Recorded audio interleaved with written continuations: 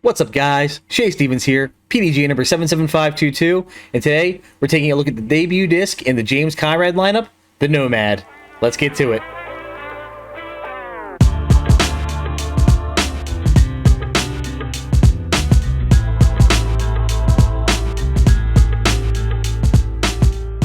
So the MVP fanbase has been very hungry for some new discs, especially the ones that James Conrad is throwing. When we saw him first, step onto the scene, he was holding these prototype stamp putters, and everyone's like, what is he putting with? What are they?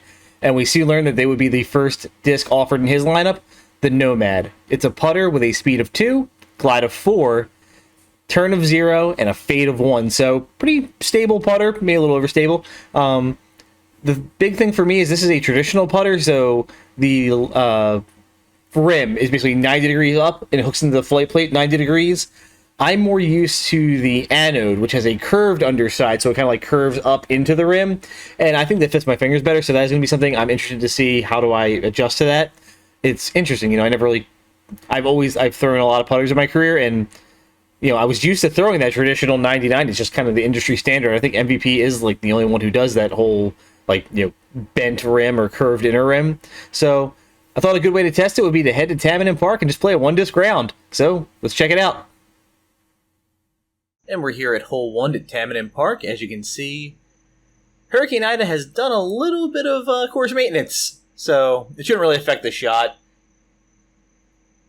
Game plan here with the Nomads is put it up nice and high, a little bit of turnover, let it work out.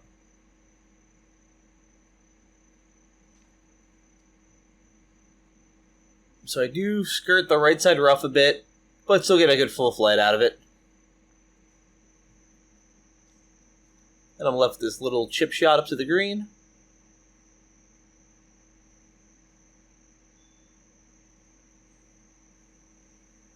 Try a bit of a turnover, and I really throw this one really tight on the inside. The grip on the Nomad is very interesting. I'm trying to get used to it.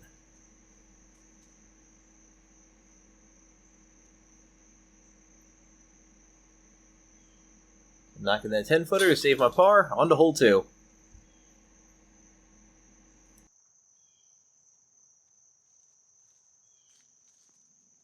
On to hole 2. I'm very interested to see how the Nomad handles the forehand.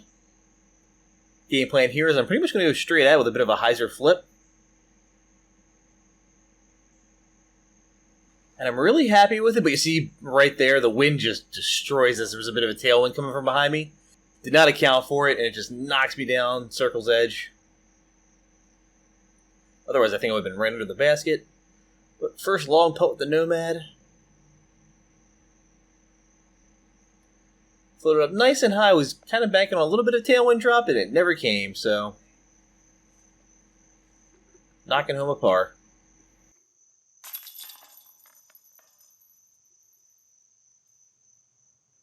Hole 3 is going to be another little forehand into the gap here, but more of a standstill touch. Again, trying to go straight at the basket. Was really liking that line. I did kick this little pencil tree right there. Knocks me off to the right, but should be an easy tap-in birdie.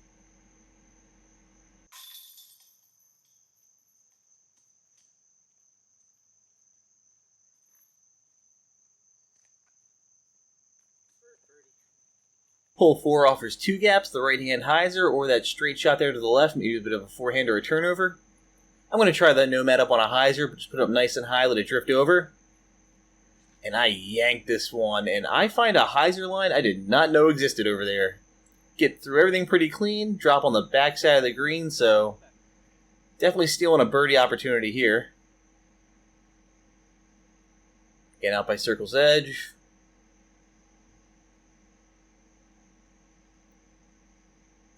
With a bit of more direct putt, and unfortunately nub it out on the Mach 3.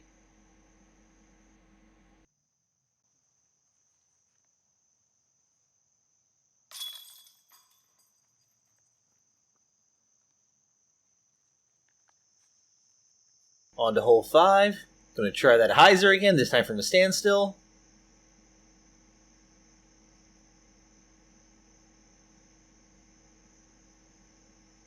And again, I see a pattern forming here. Yank it to the right, find an amazing gap, and find a birdie opportunity.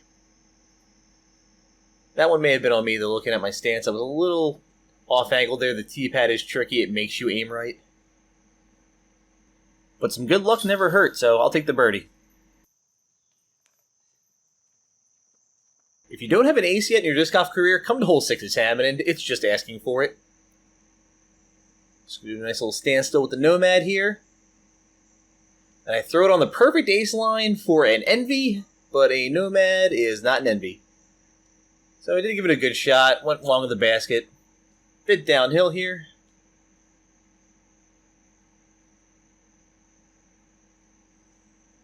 Take my time, do my routine. Footing is a little off. But dead center of the pole, taking a birdie.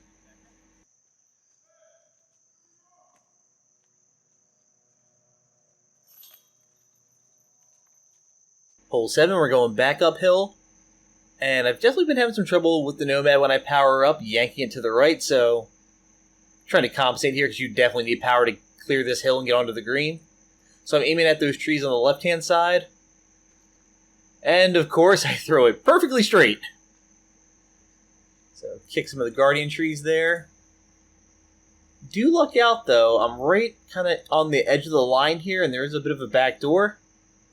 So I'm going to have to straddle around, find that line.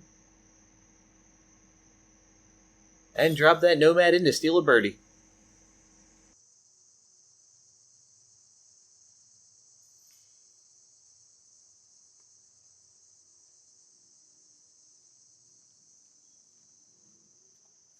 So I wasn't really sure how I would attack hole 8. I didn't think the Nomad had the torque resistance to handle a really, hard hyzer flip to get me in the air to the basket, so decided to go with a tribute to Brian Bakatan forehand roller, and I really liked it until that root gave me a lot of airtime.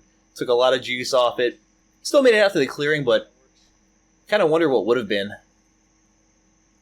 Unfortunately, I just stopped right here in this really muddy section. That's where all the water flowed down during the hurricane.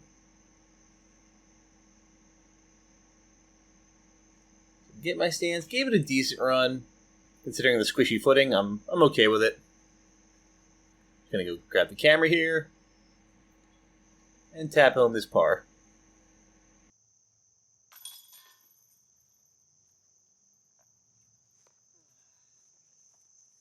And wrapping up on hole 9. The hyzer with the Nomad just wasn't feeling that great, so I'm just going to take the direct line to it. It's only about 155 feet since we pulled the basket back away from that Gaga pit for safety purposes, so really just a nice floaty upshot right up the middle. Was really liking it, but I do clip a branch on that very last tree to beat, so it does knock me down a bit short, but definitely in my range.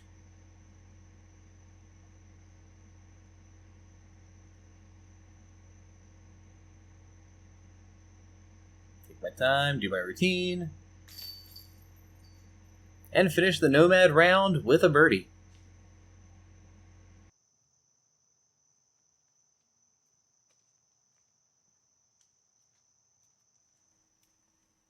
So as you guys saw, I did struggle a bit to click with the Nomad. It's going to go into the fieldwork bag to see if I can mess around with it a bit more. I love throwing straight putters, so that 0-1 combo should be a good flight number for me.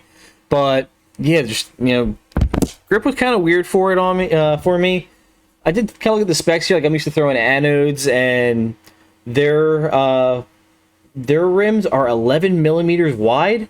This is only 9. I know we're talking millimeters, talking very small increments, but it does feel very weird for me. I did throw a few more holes after that video, and I tried power gripping it, and that actually worked a bit better. I don't know if James fan grips or power grips his putters. I've never taken a look at that. But power gripping did work a little better for me on the release. It was a little more consistent. I don't power grip putters. This feels very foreign to me. I fan grip my putters in mids, and my thoughts actually when I was throwing this, it actually almost felt reminiscent of the Super Puppy, as crazy as that sounds, just because it felt like the rim was narrower and it is by 2 millimeters. And I can see why James likes this disc. It feels like a catch disc. It almost feels like the bottom feels like a frisbee, very thin rim. MVP, I'm used to little meteor rims, I guess, from the overmolding, the weighting. And yeah, the weighting on this does feel a little weird. I can't put my finger on it. Like, it does feel, it's 174 gram, but that's what my putters are, and it feels, it almost like it felt, I'm gonna say clunky, that sounds bad, but it did feel heavier. Like I did have to give it more oomph, but when I did, it stayed on that line, it flew nice. So I'm trying to think too, have we ever seen James throw the Nomad? It's his putting putter, but I don't think I've ever seen him throw it. So, you know, throwing it was kind of, it's an interesting experience. I'm going to be working with it more in the field to see what I can do with it. That 4 glide too should be really nice, you know, get a nice aired out shot. So for now, my thoughts are, you know, it's going to be in my fieldwork bag. I'm going to have my stack of putters, work on ripping it, see if I can do anything cool with it. This is the only one I have right now. I had some tournament winnings, and a local retailer had some, so I just, you know, cashed in my script, got me the special edition one. I do have some more coming from Basket Bashers. When I do, I might be giving one away, do a giveaway for one, so stay tuned for that. So yeah, down below, if you've gotten a chance to throw the Nomad, let me know what you think. If you're thinking about using it as a throwing putter, putting putter, or is it not making your bag? Let me know down in the comments. It's another new disc. And the one thing I do want to say is a lot of people do gripe, like, why is there so much overlap, especially in the mids and putters, guys? You want feel, you want that comfort. Like I said, like this whole, this flat, joining of the rim 90 degrees to the plate. That's not something I like compared to, like, say, I have an anode here. I like how it's more rounded in there, and it really feels nice to have my finger kind of curl, like the pads, the rounded tips of my fingers press right into there and just fit nicely. So it's a preference thing. You want to make sure that these are discs that you want every player to have to fill that slot and to be comfortable with them. So yeah, we have a lot of stuff in the middle. You'll see a lot of mid-range overlap. Everyone says like Hex, Reactor. Some people throw the Pyro in there if they really can flip it. So it's a comfort thing. So I'm happy that we do have more stable putters, because you can do so many great things with a stable putter that you are comfortable with. So it's my little aside on the overlap debate. But yeah, comment down below. Let me know what you guys think. If you have any questions, reach out to me. I'll do my best to answer them. Take care. Thank you for watching this one disc round with the soft Electron Nomad. If you haven't already, please like the video and subscribe to the channel for more content like this and other disc golf content. Lastly, thank you to my sponsor. For all your disc golf needs, check out Basket Bashers Disc Golf.